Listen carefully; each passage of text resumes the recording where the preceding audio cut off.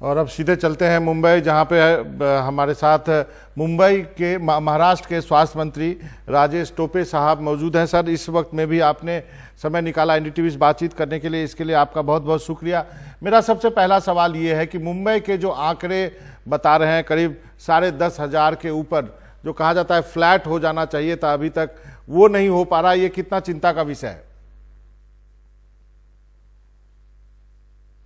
नहीं, जरूर ये मुंबई की कॉम्प्लेक्सिटी ये अन्य राज्यों से, अन्य शहरों से बहुत अलग है, क्योंकि यहाँ पर ये एक तो इंटरनेशनल सिटी है, फाइनेंस कैपिटल है, और यहाँ पर कई स्लम्स भी है। तो ये जो मामले निकल आ रहे हैं, जो केसेस जो बढ़ रहे हैं, वो स्लम्स में ही है, ज्यादातर स्लम्स में ही है। और इसमें जो कंटेनमेंट जोन्स हमने बनाए हैं, उसमें हम बहुत अच्छी तरीके से काम कर रहे हैं, लेकिन फिर भी कॉम्प्लेक्सिटी है, क्योंकि इतना सीधा काम नहीं है। पॉपुलेशन डेंसिटी वहां पर बहुत ज्यादा है, और उस वजह से जो एक्चुअल कंटेनमेंट मेजर्स लेना चाहिए, जो सोशल डिस्टेंसिंग राइटली मेंटेन होना चाहिए, या जो क्वारंटाइन लोग इंस्टीट्यूशनल क्वारंटाइन करने की जरूरत होती है, वो इतने बड़े पैमाने पे करने के लिए चैलेंजेस है। क्योंकि अगर धारावी से अगर कुछ 25,000 50,000 लोग बाहर निकालना है, तो वो बहुत बड़ा चैलेंज है। फिर भी 10,000 के ऊपर लोग आज इंस्टीट्यूशनल क्वारंटाइन करने में महानगर पालिका कामयाब हो चुकी है, और भी अच्छी तरह से हम उसमें कोशिश कर रहे हैं। और जो खास तौर पर जो ग्राउंड्स है, जैसा कि हमारे यहाँ पर बीकेसी का, बांद्रा कुर्ला कॉम्प्लेक्स का ग्राउंड है, फिर गोरेगांव का ग्राउंड है, फिर और रेस कोर्स का ग्राउंड है। तो यहाँ पर हम जो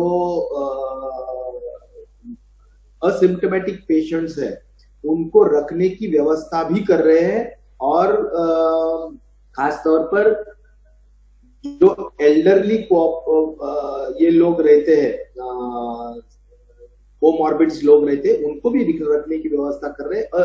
सिम्टोमेटिक भी लोगों को रखने की व्यवस्था वहां पर कर रहे हैं। तो मुझे लगता है कई हजारों बेड्स हम उसमें बढ़ा रहे हैं। इस तरह मैं कहना चाहूंगा कि जिससे यानी ये तो एक, जैसा बोलते हैं कि प्रिपेयर्डनेस का एक हिस्सा है, और हम बहुत ही यानी आगे का जो भी आंकड़ा आ सकता है उसका अंदाजा लेके हमने तो गवर्नमेंट ऑफ इंडिया को भी बोल रखा है कि आपके रेलवेज और आपके डिफेंस के जो भी हॉस्पिटल्स और डॉक्टर्स है, वो भी हमें उपलब्ध कराए, जिससे कि हमारे को प्रिपेयर्डनेस में कोई प्रॉब्लम न आ पाए।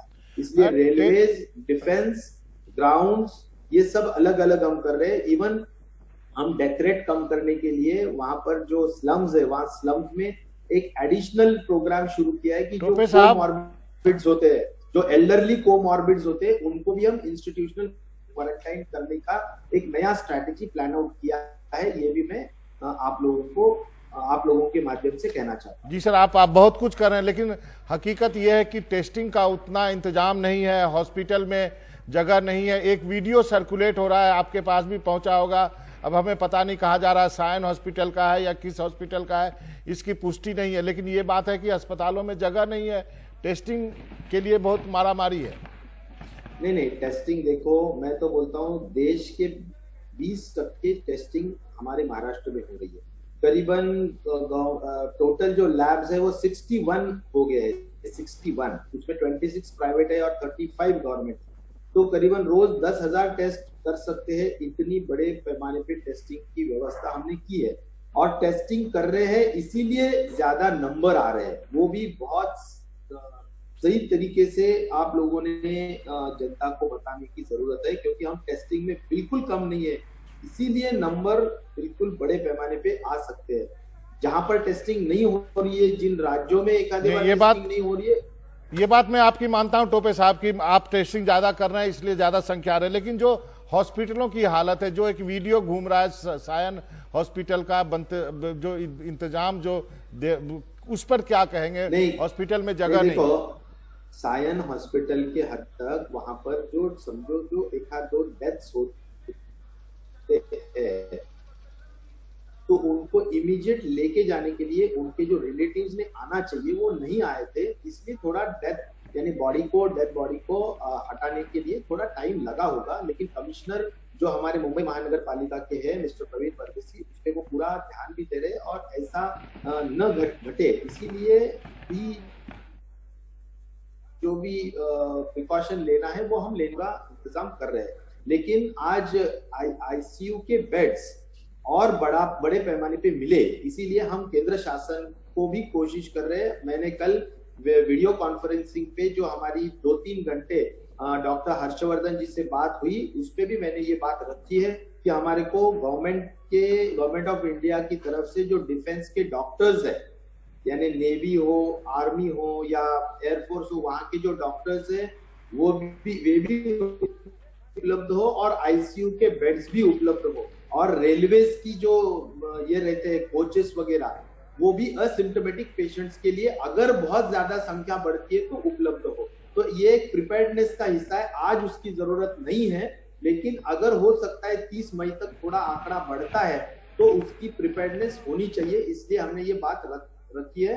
लेकिन आज हमारा कंट्रोल में है, हम बिल्कुल इसके ऊपर ध्यान दे रहे हैं और ये देख रहे हैं कि जो सही माने आईसीयू के बेड जिनको जरूरत है उन्हीं को वहां पर रखे, या असिम्टोमेटिक जो पेशेंट्स होते हैं 73% अप्रोक्सीमेटली, उनको हम इंस्टीट्यूशनल क्वारंटाइन कर रहे हैं, उनको हम बेड्स नहीं दे रहे। मैं केंद्र की मदद पे आऊंगा, लेकिन एक कंफर्मेशन चाहता हूं टोपे साहब, वो जो वीडियो है क्या सच में सायन हॉस्पिटल का ही है, क्या ये पता चल गया है? सायन हॉस्पिटल का ही है और वहां पर जो रिलेटिव्स है वो लोग लेके नहीं गए थे, इसलिए थोड़ा टाइम लगा होगा जी। लेकिन अभी हमने कहा और कमिश्नर उस पर पूरा ध्यान दे रहे हैं। अच्छा, दूसरी बात, आपने जो केंद्र की बात कही, तो क्या आप ये कहना चाह रहे हैं कि केंद्र सरकार जितना मदद करना चाहिए स्टेट को उतना कर नहीं पा रही है, इसलिए आप अपने आप को असहाय महसूस कर रहे हैं? नहीं, ऐसी बात नहीं है।